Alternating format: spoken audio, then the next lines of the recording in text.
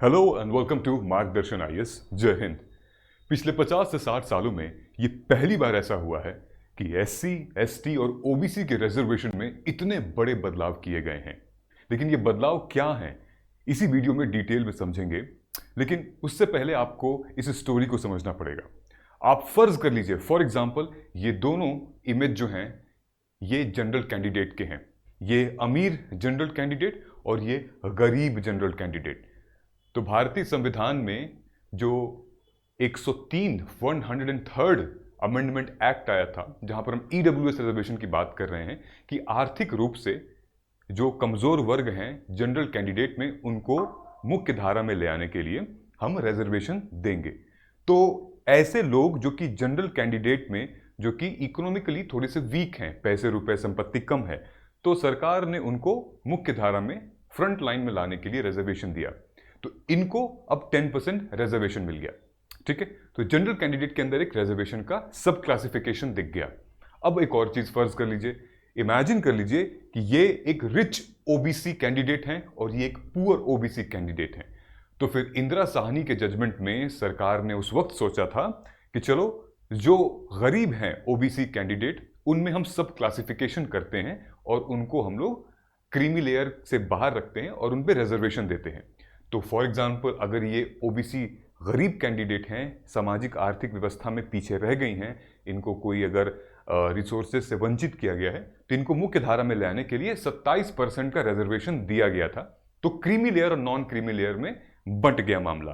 तो अमीर जो हमारे ओबीसी कैंडिडेट थे वो चले गए क्रीमी लेयर में, और जो गरीब पुअर सोशो इकोनॉमिक रिसोर्सेज से वंचित रह गए वो आ गए नॉन क्रीमी लेयर में, और रिजर्वेशन का मामला चल चुका था।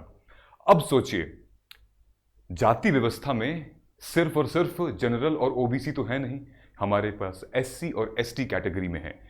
पहली बार ऐसा हुआ है कि सुप्रीम कोर्ट ने एक लैंडमार्क जजमेंट दिया है। अब सुप्रीम कोर्ट में यह बात चल रही है, और हमारे जो माननीय न्यायाधीश श्री गवई साहब ने यह कहा कि अगर दलित कैंडिडेट अगर ऐसा होगा, और अगर दलित कैंडिडेट ऐसा होगा, तो हम दोनों के अंदर सब क्लासिफिकेशन की जरूरत है। मतलब कि अगर एक तरफ जो दलित हैं वो ऐसे हैं जो अमीर होते जा रहे हैं, वहीं उन्हीं के सेम समुदाय के दलित जो हैं वो और गरीब होते जा रहे हैं। तो क्या ये नहीं जायज है कि इसमें भी सब क्लासिफिकेशन आना चाहिए? एक दलित जो हैं, ये पढ़ लिख कर इनको रिजर्वेशन मिला, इनको मौका मिला, ये पढ़े लिखे और आगे जाके इन्होंने काफी अच्छा काम किया और इनके बच्चे भी हो गए। तो इनके बच्चे को जो रिसोर्सेज मिलेंगे वो बहुत अच्छे होंगे, लेकिन इनके बच्चों को भी रिजर्वेशन मिलेगा। फिर यहां पर ये आ गई हैं जिनको समाज से बाहर निष्कासित कर दिया गया था, फिर सरकार ने मुख्य धारा में ले आने के लिए 15% का रिजर्वेशन दिया था, एससी एन 7.5% का एसटी को रिजर्वेशन दिया। तो अब इनके बच्चे आगे जाके रिजर्वेशन का लाभ उठाएंगे, तो क्या ये नहीं जायज है कि इन दोनों में फर्क दिखे? वही एग्जाम्पल के तौर पे देखें तो ये जो कैंडिडेट है, इसके बच्चे मान लीजिए कि बहुत अच्छे पोजीशन पे है, सरकारी नौकरी लग गई, इसके बच्चे ऐसे हष्ट पुष्ट खेलते, न्यूट्रिशन अच्छा होगा, रिसोर्सेज का एक्सेस कर पाएंगे, एजुकेशन अच्छा होगा, हेल्थ अच्छा होगा, तो सब कुछ अच्छा होगा। लेकिन वहीं पर ये बच्ची जो कि हो सके तो इनकी बेटी होगी, ठीक है, ये भी सेम रिजर्वेशन पे फाइट कर रहे हैं। तो आप सोच के देखिए, क्या इन दोनों के लिए सेम रिजर्वेशन लागू होगा? क्या इन दोनों में से किसको रिजर्वेशन की जरूरत है?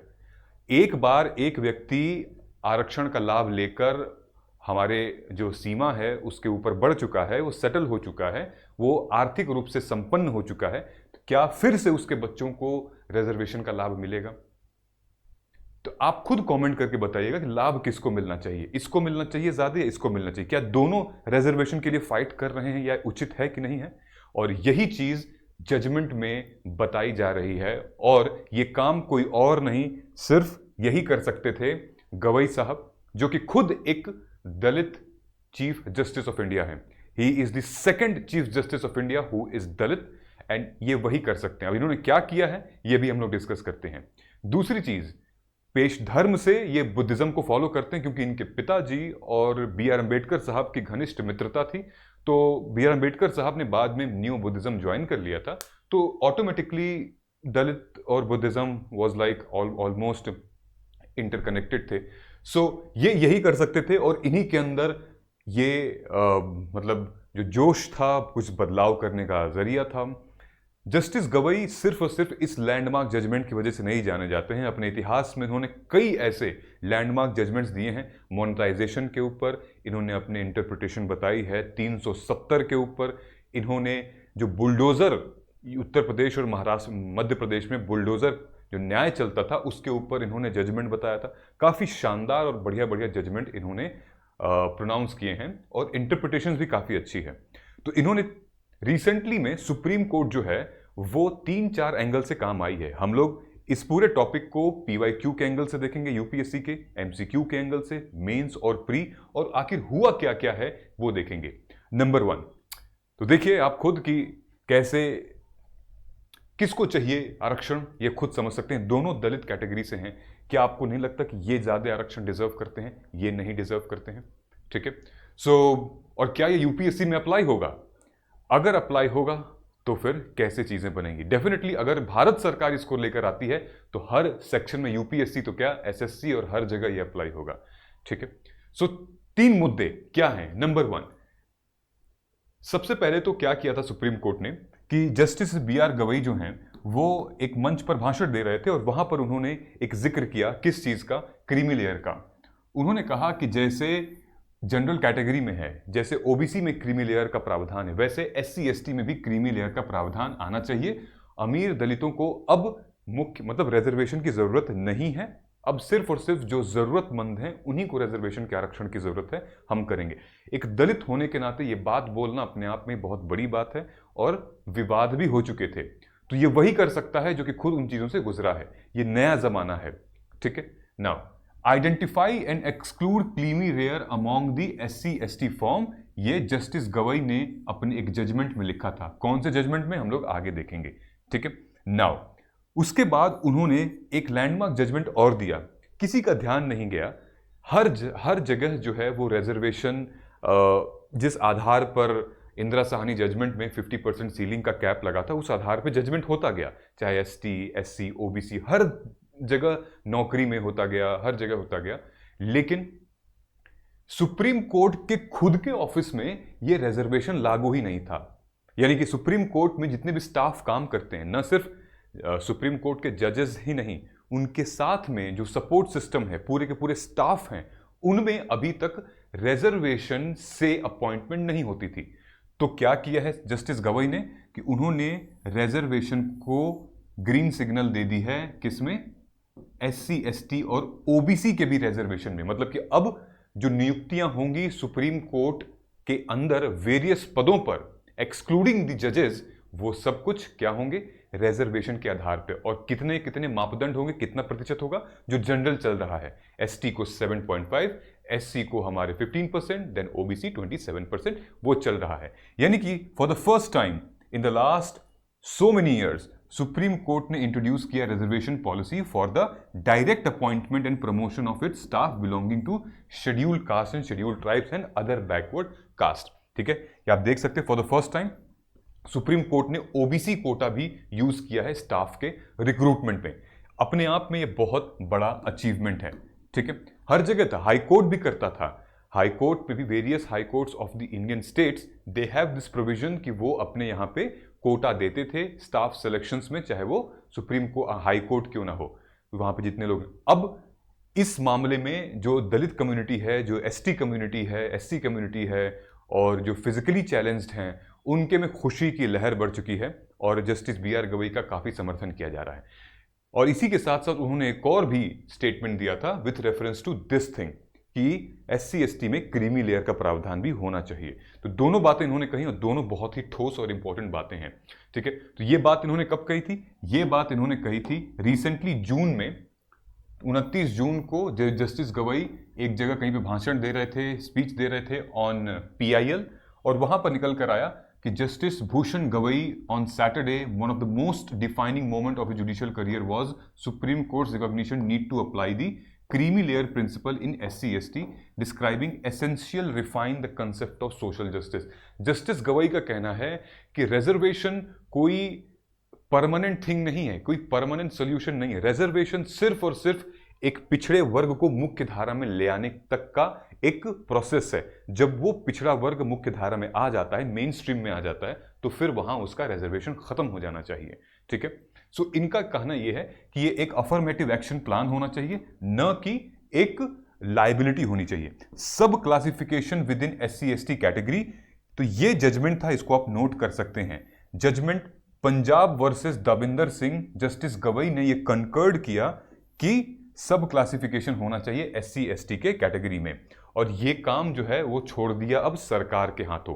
तो उन्होंने साफ साफ कहा है यहां पे कि the ball is in the governments court, अब सरकार देखे क्या करना है। तो आप कमेंट करके बता दीजिए क्या लगता है कि सरकार सब क्लासिफिकेशन ले आ पाएगी क्या SC/ST में, क्रीमी लेयर ले आ पाएगी। और उसी के साथ साथ गुरु पूर्णिमा की आप सबको ढेर सारी शुभकामनाएं। आप अपने अपने गुरु को याद कर सकते हैं आज के दिन। मेरे लाइफ में मेरे गुरु का बहुत बड़ा रोल रहा है, और आज के दिन ये ऑफर सिर्फ और सिर्फ वैलिड है till today, only today, which is heavy and mega discount on all our courses, specifically mentorship program which is MAGP, 30% का डिस्काउंट है, and 30% is huge। मेरी टीम ने कहा कि आप एक बार निकाल सकते हैं सर, इंपॉर्टेंट है, बच्चों का मैसेज भी आ रहा था सर कुछ डिस्काउंट कर सकते हैं। MAGP कोड यूज कर लीजिएगा, MAGP30। आप आज ही जाइए और हमारे मोबाइल ऐप या वेबसाइट से नीचे कमेंट सेक्शन में लिंक दिया है, और जाके आप MAGP मार्गदर्शन असेसमेंट गाइडेंस प्रोग्राम में एनरोल कर सकते हैं। और ये हमारा 25% का डिस्काउंट है flat, which is on PYQ Astra for mains oriented, जो कि really really very very important for you to crack mains, at least चीज़ों को समझ के, PYQs को, और वो भी हर एक सब्जेक्ट का हमने लिया हुआ है। So that is very very important. Mains PYQ आपको यूज़ करना है, आज तक ही इसकी बस डेट है। So this is your chance, let us do, and I am very excited to meet you. तो ये एक PYQ आया था 2018 में। PYQ बताता है कि कंसिडर द फॉलोइंग स्टेटमेंट, कि which on the statement is above are correct, दोनों में से कौन से करेक्ट हैं। कि parliament of India can place a particular law in the 9th schedule of the constitution of India. ठीक है, क्या पार्लियामेंट 9th शेड्यूल में कोई कानून डाल सकती है। Validity of the law place in 9th schedule can not be examined by any court, no judgement can be made on it. इसका सही जवाब आप कमेंट करके बता सकते हैं, हमारे टेलीग्राम पे मिल जाएगा इसका सही जवाब। ओके, 2018 का क्वेश्चन है, ठीक, बहुत सिंपल क्वेश्चन है रिगार्डिंग दी 9th शेड्यूल। अब इस पूरे इशू के बैकग्राउंड पे हम लोग समझते हैं हुआ क्या है। ध्यान से अगर हम देखेंगे इसमें रीसेंट अपडेट क्या हुआ है, इसमें रीसेंट अपडेट है जब सुप्रीम कोर्ट ने अपने डिसीजन में बताया कि हम नौकरियों में सुप्रीम कोर्ट के अंदर जो भी स्टाफ का सिलेक्शन होता है उनके अपॉइंटमेंट में अब हम आरक्षण देंगे SC और ST। उसके कुछ ही दिनों बाद OBC भी आ गया था। यानी कि हिस्टोरिक मूव में, लैंडमार्क जजमेंट में सुप्रीम कोर्ट ने कहा कि इंडिया है, मतलब introduce the OBC in staff recruitment along with SC और ST। ये पहली बार ऐसा हुआ है कि सुप्रीम कोर्ट में OBC कोटा रिक्रूटमेंट हुआ गया है। ये एक सिग्निफिकेंस स्टेप है टुवर्ड्स इंक्लूसिव रिप्रेजेंटेशन। तो ये बहुत इंपॉर्टेंट चीज़ ही है, inclusive representation, inclusive growth, inclusive economy, ये बहुत इंपॉर्टेंट है, इसको नोट कर लीजिएगा। मेंस के आंसर में आप लिख सकते हैं। ये 3 जुलाई को एक गैजेट नोटिफिकेशन के द्वारा बताया गया कि आर्टिकल 146 क्लॉज 2 के तहत हमारे संविधान में ये बताया जाता है कि rule 4A of the supreme court officers and servant of services and conduct rule 1961, इसमें संशोधन किया गया है कि अब इसमें भी रिजर्वेशन अप्लाई होगा। ठीक है, तो ये लैंडमार्क जजमेंट था। जब भी आपको अफर्मेटिव एक्शन प्लान के ऊपर आंसर लिखना है, जब भी आपको पॉलिसी मेकिंग के ऊपर प्लान लिखना है, रिजर्वेशन के ऊपर लिखना है, यहाँ पर इंक्लूसिव रिप्रेजेंटेशन के लिए लिखना है, तो आप ये चीज़ें मेंशन करेंगे। और कंप्लीट जस्टिस भी एक आता है, एक तरीके से आप मान सकते हैं आर्टिकल 142 का सुप्रीम कोर्ट जो है वो अप्लाई की है यहाँ पे। कौन कौन से लोग होंगे जिनको आरक्षण मिलेगा सुप्रीम कोर्ट के इस जजमेंट से। ठीक है, नंबर 1, जो लोग इस पोस्ट के हकदार होंगे, जो आरक्षण का लाभ उठा पाएंगे, वो रजिस्ट्रार होंगे, सीनियर पर्सनल असिस्टेंट होंगे, देन असिस्टेंट लाइब्रेरियन होंगे, जूनियर कोर्ट असिस्टेंट कम जूनियर प्रोग्रामर, और जूनियर कोर्ट अटेंडेंट और चैम्बर अटेंडेंट, ये कुछ ऐसे व्यक्ति हैं जिनके बिना कोर्ट चलना बड़ा मुश्किल है, बहुत बड़ा रोल होता है इनका। और अब यहाँ पर कोई रिजर्वेशन नहीं हुआ करता था, ये एक अनरिजर्व्ड कैटेगरी हुआ करती थी कि आप फॉर्म भरिए और हर एक पद के एग्जाम के हिसाब से या प्रमोशन के हिसाब से चीज़ें चलती थी। लेकिन यहाँ पर अब अपॉइंटमेंट एंड प्रमोशन दोनों पे क्या होगा, अब नॉर्मल जो रिजर्वेशन की क्राइटेरिया है वो लगेगी यहाँ पे, ठीक है। तो ये एक ऐतिहासिक फैसला था सुप्रीम कोर्ट का, और ये फैसला आया जुलाई 2025 में 3 तारीख को। ये रिजर्वेशन जो है ये एक मात्र टूल है सामाजिक न्याय का, but it can not be an indefinitely without review. Justice Gavai ने इस लैंडमार्क जजमेंट को देते हुए ये कहा था कि आरक्षण जो है वो दर बदर टाइम पर टाइम हमें इसको रिव्यू करना चाहिए, और ये अंततः हमेशा तक नहीं रहना चाहिए। जो उस मुख्य धारा में आ गया, जो आर्थिक रूप से ठीक हो चुका है, उसको अब हट जाना चाहिए, नहीं लेना चाहिए रिजर्वेशन, ठीक है। ये पेटिशन चैलेंज की गई थी reservation of SC ST in legislatures under article 344, ठीक है। तो कोर्ट ने स्ट्रेस किया periodic assessment of reservation and effectiveness of societal impact, that is why ये इंपॉर्टेंट है। नाउ रोहिणी कमीशन ने क्या रेकमेंड किया था पहले? रोहिणी कमीशन ने ही रेकमेंड किया था अबाउट द ओबीसी का सब कैटेगराइजेशन। तो सेंट्रल गवर्नमेंट ने इनिशियली इंप्लीमेंट किया था कि divide OBC among the sub caste for equal distribution, और एम किया था to dominate the advance OBC subcaste, ताकि हम पीछे वाले जो बैकवर्ड रह गए हैं उनको सबसे ज्यादा बेनिफिट मिल सके। इसीलिए क्रीमी लेयर का प्रावधान आया था। स्टेट का क्या एक्शन है? ऑलरेडी कुछ राज्य जैसे तमिलनाडु, बिहार, उत्तर प्रदेश, ये लोग अपने चुनाव के दौरान अब ये सर्वे करवा रहे हैं intra caste disparity within OBCs for targeted policies, कि अब और कौन कौन से हैं ओबीसी के सेक्शन में कि जिनको अब आरक्षण नहीं मिल पा रहा है, या फिर वो इक्विटी ग्रोथ नहीं हो पा रही है, ठीक है। नाउ इंप्लीमेंटेशन ऑफ डिटेल, मतलब रिजर्वेशन जो है वो अप्लाई होगा सारे पोस्ट के लिए, जैसे कि हमने बताया था with reference to the schedule of the rule. Recruitment shall be in the accordance with the नियम, कानून, नोटिफिकेशन, वो गवर्नमेंट ऑफ इंडिया निकालेगी टाइम टू टाइम पे।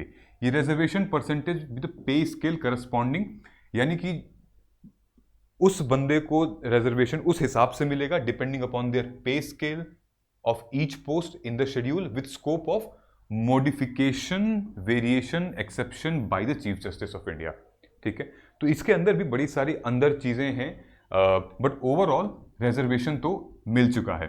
इस बात को सपोर्ट करते हुए, यानी कि जस्टिस गवई के इस जजमेंट को सपोर्ट करते हुए जो सीनियर एडवोकेट हैं पी विल्सन, उन्होंने कहा है ये एक हिस्टोरिक मूवमेंट है। किसी ने नहीं सोचा, इतने लोग आए, इतने चीफ जस्टिस बने, लेकिन किसी का ध्यान नहीं गया, लेकिन ये एक हिस्टोरिक मूवमेंट है, और ये अमेंड करता है रूल 4A को, जो कि सुप्रीम कोर्ट का ऑर्डर था, ठीक है। इंश्योर्ड स्टाफ है social mix that matched the standard of affirmative action. Alright guys, ये हो गया। नाउ द सेकंड इज कि प्री इंडिपेंडेंस का क्या रूट रहा है रिजर्वेशन का। तो अगर हम ध्यान से देखेंगे तो 1902 में Shahu Maharaj of Kolhapur introduce reservation for backward classes. फिर गवर्नमेंट ऑफ इंडिया में भी 1935 में जिक्र हुआ था provided for reservation of seats for depressed class in legislatures, ठीक है। आई बात समझ में? ये हो गया। तो ये हम अपने आंसर के लिख रहे हैं, ये आपके यूपीएससी के मेंस आंसर में इन चीज़ों को आपको मेंशन करना है जस्ट टू जस्टिफाई।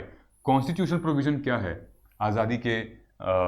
आज़ादी के बाद या ड्यूरिंग संविधान में हमारे आर्टिकल 15 का क्लॉज 4 और 16 का क्लॉज 4 एम्पावर करता है राज्यों को कि स्पेशल प्रोविजन बनाएं सामाजिक और शैक्षिक बैकवर्ड क्लासेस से रिलेटेड SC STs के लिए, ठीक है। जो सोशली और एजुकेशनली बैकवर्ड रहे हैं इन द पास्ट, उनके लिए एक रिजर्वेशन का प्रोविजन ले आया जाए, specifically OBC, SC and STs।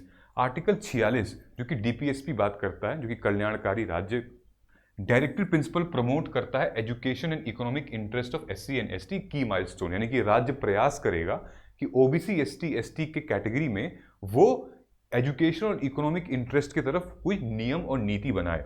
पहला जो संविधान का संशोधन हुआ था 1951 में, ये क्लैरिफाई करता है कि reservation for backward classes does not violate the equality.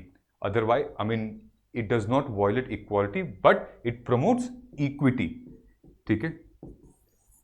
Alright, so these are the few important things related to here. Now, judicial viewpoint क्या है? जस्टिस गवाई का कहना है, कोर्ट ने ये डिटेल में कहा कि रिजर्वेशन इज नॉट राइट, ये अच्छी बात नहीं, लेकिन this is an enabling provision, ये प्रमोट करता है, ये पुश करेगा ताकि एक दिन वो भी इस व्यवस्था से बाहर निकले और सामाजिक आर्थिक का जो पुराना दंज फैला गया है वो कम हो. Achieving equality calls for time bound review and data driven impact analysis. This is very important and everybody should follow it कि time bound review होना चाहिए और data driven analysis होनी है. इसके significance क्या है, इसका importance क्या है? ये ensure करेगा diverse representation. इसका मतलब कि एक जगह पे सिर्फ और सिर्फ कोई एक वर्ग ही dominate नहीं रहेगा. भारत में जितने भी वर्ग हैं सब लोग के थोड़ा inclusive representation रहेगा in the Supreme Court institutional framework. It aligns with the constitutional and social justice principle, जैसे कि हमने ये बात की है, and it promotes the practice in the higher judicial establishment as well. Alright? हर जगह तो है ही, अब जुडिशरी में भी यहाँ पे है. ये हमारे प्रीलिम्स का क्वेश्चन है, इसका भी आंसर आपको हमारे टेलीग्राम पे मिल जाएगा, तो नीचे लिंक दिया हुआ टेलीग्राम का ज्वाइन कर लीजिएगा. With reference to supreme court amendment introducing the reservation in its staff recruitment consider the following statement. ये वीडियो पॉज करके स्टेटमेंट पढ़िए and you will get the answer on our Telegram group. Okay, so join the Telegram group and you will get the answer. Now mains का question ये आप हमारे Telegram group पे join करेंगे तो इसका आपको PDF आंसर भी आपको लिख के देना है. ठीक है, क्वेश्चन क्या कह रहा है, इसमें PYQ भी है. Here is the PYQ, mains mock question, और ये PYQ है. 2021 में क्वेश्चन आया था. Right to equality is guaranteed in the constitution. Practice of untouchability still exists in India. Examine the statement and suggest measures for its eradication. Okay, दो तीन चीजें इसमें और आती हैं. सेपरेशन ऑफ पावर, ठीक है, सेपरेशन ऑफ पावर में क्योंकि सुप्रीम कोर्ट जो है, जो काम किसको करना चाहिए, जो काम लेजिस्लेटिव को करना चाहिए वो सुप्रीम कोर्ट कर रहा है पॉलिसी मेकिंग का. ठीक है, तो ये एक बहुत इंपॉर्टेंट था. Article 142 judicial activism, very very relevant, important. तो हमें ये एंगल दिख रहा है यहाँ पे. आई होप चीज़ें आपको थोड़ी समझ में आ गई होंगी. Now thank you so much and all the very best. Or in the end, we have launched our e-book with reference to UPSC mains PYQs with all these 4 levels. Please go and buy now. These notes are extremely important and PYQs are always your best friend. Thank you so much. Jai Hind.